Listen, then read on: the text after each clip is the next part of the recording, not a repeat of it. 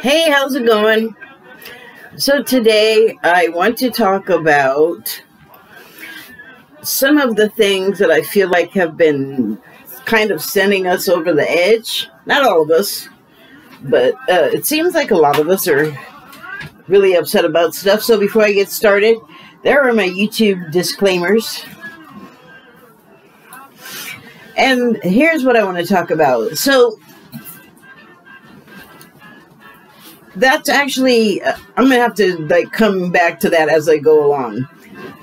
So the first thing that I wanted to address is, well, I'm not really sure how to say this basically without offending anyone, so here goes. I have certain feelings about members of our society, and I'm not going to name them because it's not a single person or group. There's a number of them that often engender this effect from us humans. And so my feeling on, pick any one of these groups, okay? I have one in mind, and my feeling on them is, actually, now that I think about it, it probably just goes along with any one that you choose. Any marginalized groups, because we have those.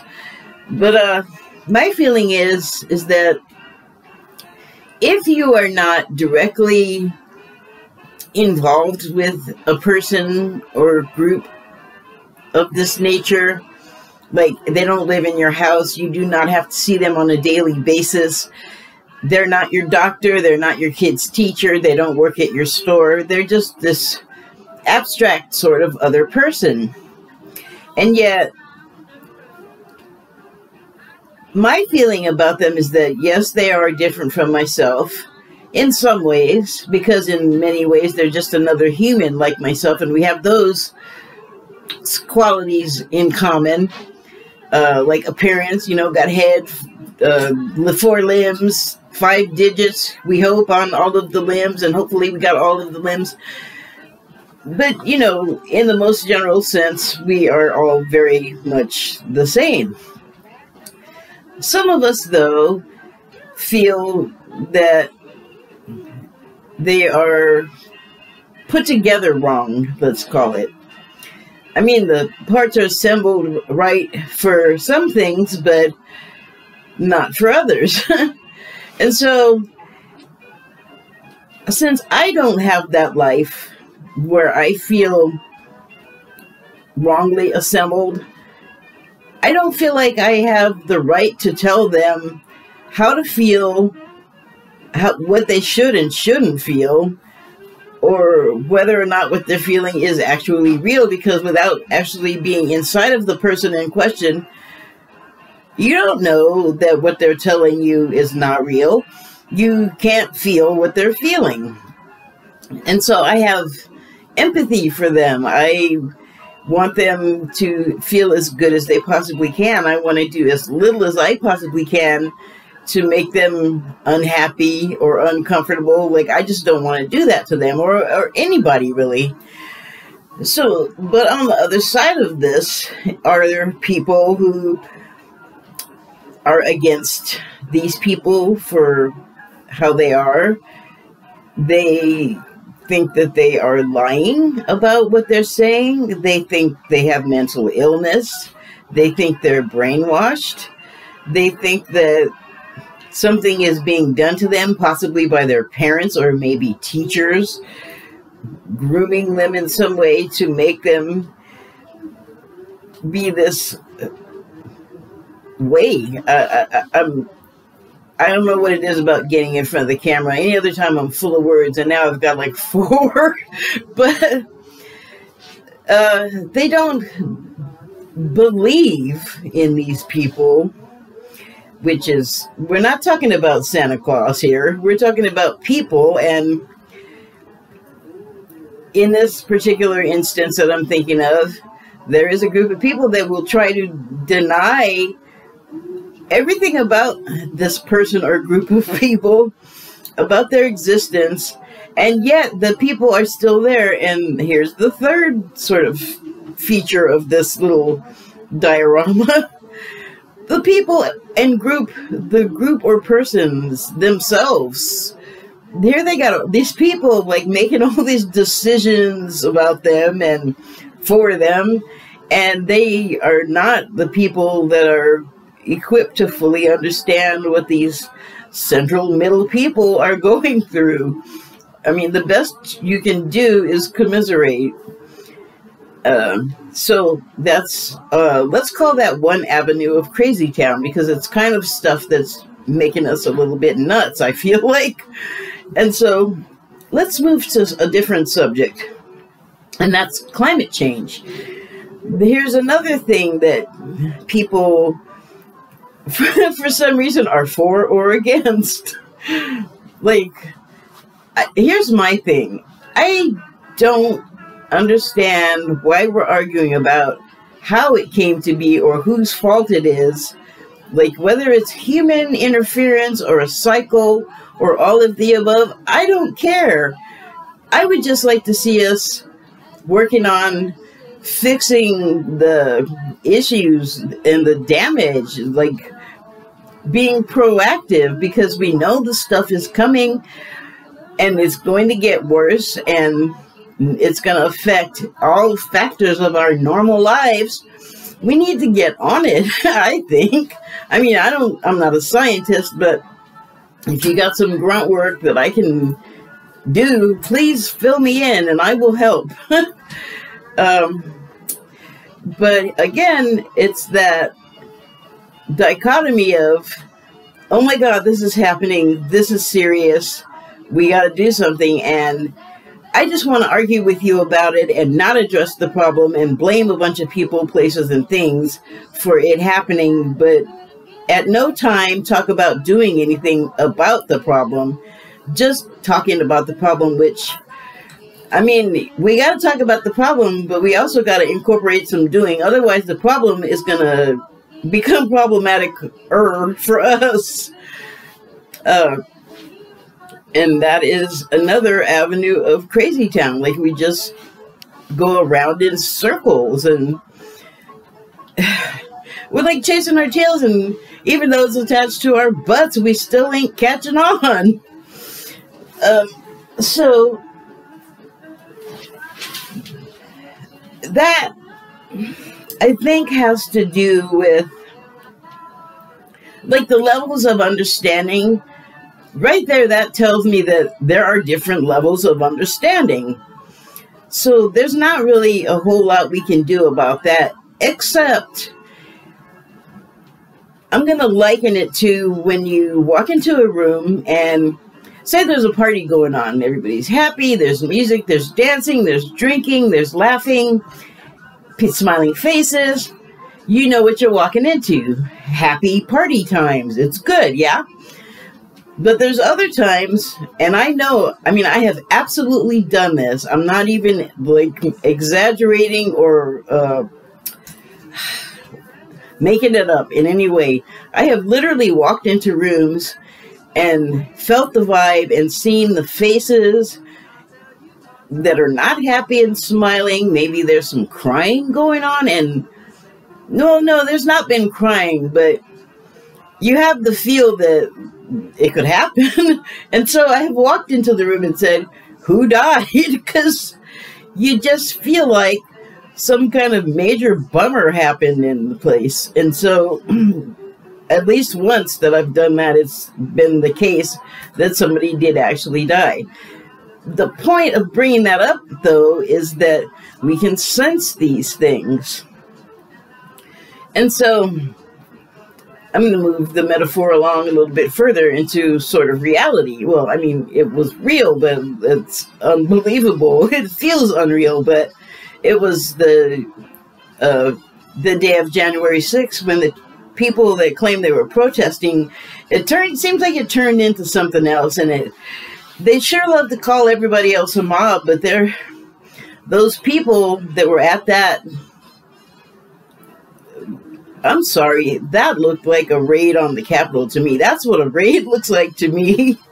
But there were people there that claim that they were not there, part of the group, or they were there in protest, but they didn't take part in the violence or the activities.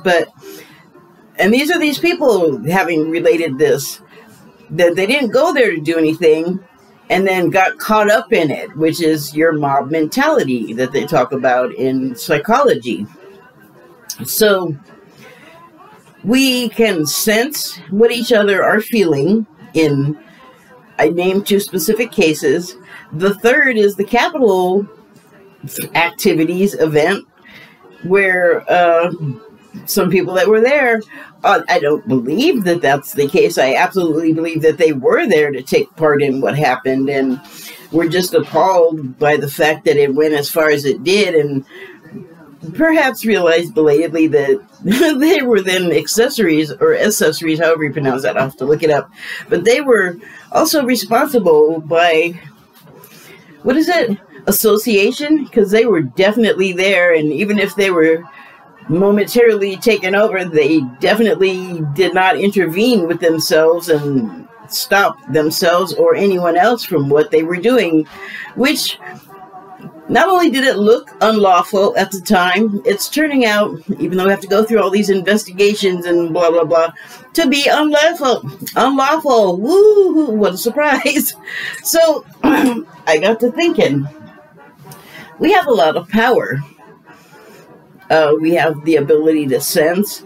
We have the ability to not even say anything and let people know how we feel. Like, let's take everyone's heard it story of the drunken father that comes home, and you know just by the look on their face which version of that drunk you're getting. Like, and this is true with drunks. A lot of drunks, you'll start off happy and, you know, you're buoyant and you're talking to everybody and you're all happy, and then you get angry or grim or maudlin, whatever, and you're bringing everybody down and nobody wants to be around you. So we have the power in us to be all of these things and repel people with our emotions. Maybe we mean to, maybe we don't. Like, if we're angry and we don't want anyone around us, like, if you haven't seen it, maybe it's happened to you, but I think we all know that's a thing. So, you know, like I was saying, at the Capitol, there were these people that were claiming they were there, but they didn't intend to take part in the violence and the damage, the vandalism and that, the property destruction, the theft, whatever it was. So I bring up these sensing modalities that we all have the capability to do, to say if we would like to see things go better in this country, or to see us begin to treat each other better as a whole, then we need to emit that ourselves. We need to, like, I would like things to be nice and happy and for everyone to get along as best as possible. I know that that's not a 100% of the time situation, but the answer to every sort of debate does not have to be somebody pulling a gun on somebody else. Like, violence does not have to be the answer. We're equipped to do so much more. And so I think I would like to see us sort of overtake each other with a happiness, a niceness. And I say, let's put on our intents to have the intention for that. And that was a incontinence pant joke. But yeah, hashtag happy mob. Like, let's just, we can, if we have the intention to, spread joy and happiness. I mean, are there not people that you see, like, maybe you're not in the best of moods, or just kind of like, meh, you know, and then you see someone that just brightens your day, makes you happy, that you just love, you love being around. And I'm saying, let's just be those people, those happy people that you love being around and foster that feeling. Like whenever you're with someone that wants to join you with that, definitely do it and see if you can draw more people in. And I'm talking about it like it's something you can do, like you can punch some keys or whatever and do it, but that's not how it works. This is something else. This is you intending. You don't have to say it. It's more of a feeling that I'm talking about. It's a vibe. It's a vibration. So your talking is probably going to screw it up a little bit. Like I can feel the vibration that I'm making right now as I do this. And I can feel my words just sort of chopping it up, interrupting it, but not ending it. I don't know why I had to say all of that. There you go. You get it. So yes, it's crazy now. And there is a reason. And yes, it is to sort of get us to feel compassion. And I want to talk about the compassion part. You don't have to like someone to feel compassion. You don't even have to know them. And it even goes beyond that, though. Because there's a saying you'll hear a lot in the New Age community, I think, and other places, and it is that we're all one and we're all connected. And I think we restrict that to just each other, each human, or maybe also our pets. But really what that means is everything is connected. Earth, air, fire, water, the result of those elements. You know, like plants that grow, what all water does, rocks, I mean, everything, air is a part of it, sun, light is a part of it. It's all like everything being connected is so much more than we really give it credit for. And so the reason the things that are happening, including like the hardcore or scary weather events, are sort of like that vibe thing that I was talking about, and also the cycle thing and human intervention, kind of all in one.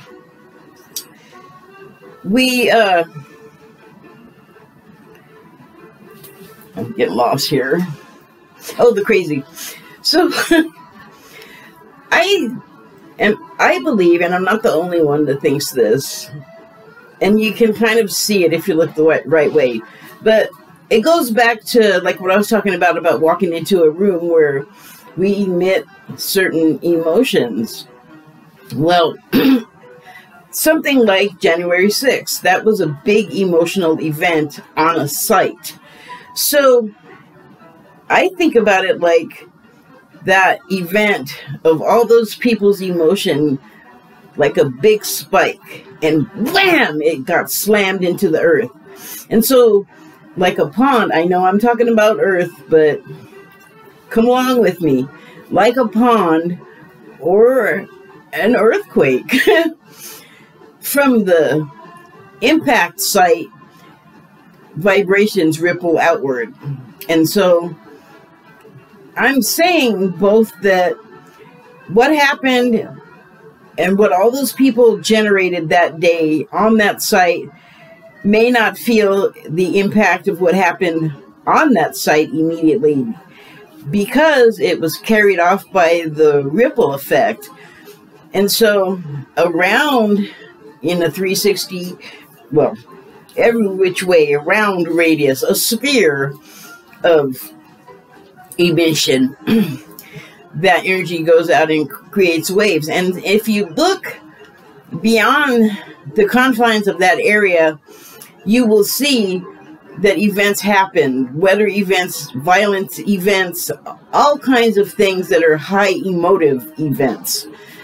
So what I'm saying is that we can and do create weather and earth events because of so many of us building up all this energy. And I guess mobs create like a superpower kind of event when those happen.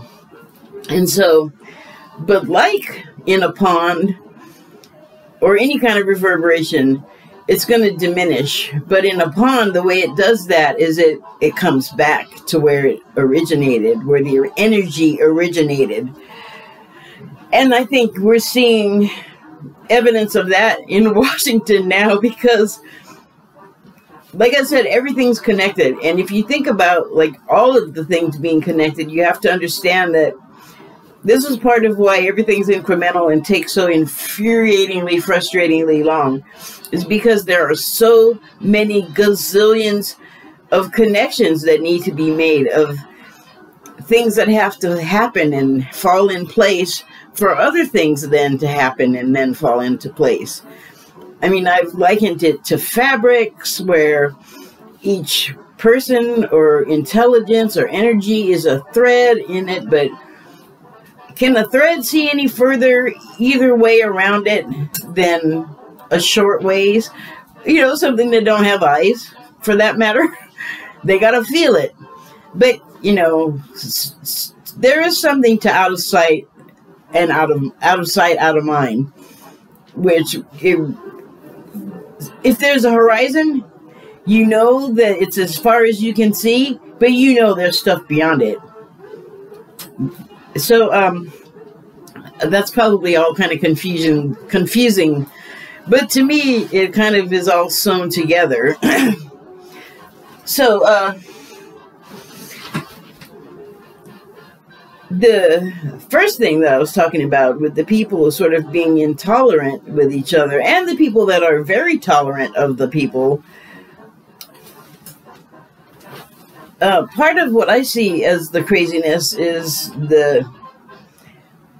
it's really highlighted right now in the news, and it's the attention, the bad attention being paid to the trans community and the people that are not taking their existence very well. It's funny, like, so many people have problems with other people for so many reasons, and they want them to be somewhere else, and they are like, oh, my life is a mess because you exist, or you made this happen. All kinds of silliness like that. And I don't know. I just... one cannot exist without the other, for one thing, because we live in a polarity. That's just the way it is. But I think that the more we get upset and fight these other people that we're having so much trouble accepting, we only make the problems bigger and take longer. And so if you're freaked out by like trans people or drag people or gay people or black people or whatever the thing is, I guarantee you if we don't get right thinking about that and understand that, like I was saying, they're not in our house, they're not in our life, they're not in our bed, but even if they are, even if that is the case, how are you going to have free will and freedom and liberty and not let someone else have it? Like, what does that make you? I wonder what the answer to that would be for some people, because that's all I'm going to say. It's just something to think about, and I've thought about it. Let's see. So yeah, that's what I mean by it's crazy for a reason. And yes, it is going to continue until we grasp that that's what's making it get crazier, is not just being accepting of these other people. Different, yes. Maybe you don't like the way they look, or maybe it makes you feel a certain kind of way. But here's the point that I was going to make. I started to make this before. People have so many problems with other people, but they don't take into consideration that maybe those people have problems with you right back. I know people don't think of that, because every time I bring that up, on those rare occasions that I face some sort of resistance or discord with someone in that sort of venue of intolerance, I'm like, I don't think you're that great either. Like, I'm not your biggest fan. I don't think that you're so beautiful. You know what I'm saying? Like, I don't think that when people are doing that to others, they're even considering that. They're just like, I am telling you that you're wrong, and there's no and, I guess. It's just I'm telling you what's wrong with you. But there should be an and, because I'm telling you what's wrong with you. And, oh, wait, you have a problem with me back? I never thought about that. Well, please do. And please stop once you have, because now you get, it's not that fun, is it? Not that fun to have someone just attacking you and your existence, appearance, whatever it is. And they're a stranger you've done nothing to, so it's just really kind of hard to accept. You know, it's like, well, I didn't do nothing to you, though. I know that you think I'm the biggest problem in your world, but up till now, we've never even met, kind of thing is how I feel about it. And also, I don't feel that way about people. I basically feel like everyone has a chance to be my pal, and we're good until they're not. Like, you gotta, like, do something to me. You gotta give me a reason to really dislike you. But yeah, that's why I think it's crazy, and I think if we want to stop it, we gotta hashtag happy mob. We gotta, like, clear our air and get real. Like, we have to live with this. Like, we can't, it's just not realistic to have a gun and killing someone out of your, it's not a solution. I don't think. And so, yeah, I mean, I basically said the bottom part. It's up to us to inspire the desire to change. We can't really tell people anything. I know. Like, it's not the first time, but I think it's the first time I really understood. But I had an eye-opening experience recently where I was in a situation with someone, like, dating or whatever, and things were going along, I thought, okay. You know, it's always like a negotiation. I mean, you never can have, like, exactly only what you want, you know, like, those uneven situations, they just don't work out. But things were going along, and then something happened with the other person I was dealing with, and they decided that the situation just wasn't working for them. And so they said something to me which I thought was baloney. I mean, I'm sure they have feelings and whatever, but what they came back with me to sort of sever the relationship, I thought was baloney. And that's fine. But I got really mad, and I got really mad at them. But the reason why that happened is because they stuck around. They're like the only person that was still around for me to complain to when this has happened. So I really have to apologize to that person, because they deserve the right to say, I don't want to do this. I want to clock out of this situation. And, you know, I knew that, but I had the feelings, and there was more going on than I'm saying. But it's a good example that you don't just get to have your way, you know? And I'm not one of those people that's going to force someone to, like, I can't. I don't have the desire or the ability to force anybody to do anything. So, when we want to, we can't change people. Like, we may want to, but we can't just do that, right? So we have to inspire the desire in them to change. And I feel like if everybody's happy and having a good time, you would want to join them, and that's the goal. Okay, so just head up, keep your chin up. Thank you, and good night.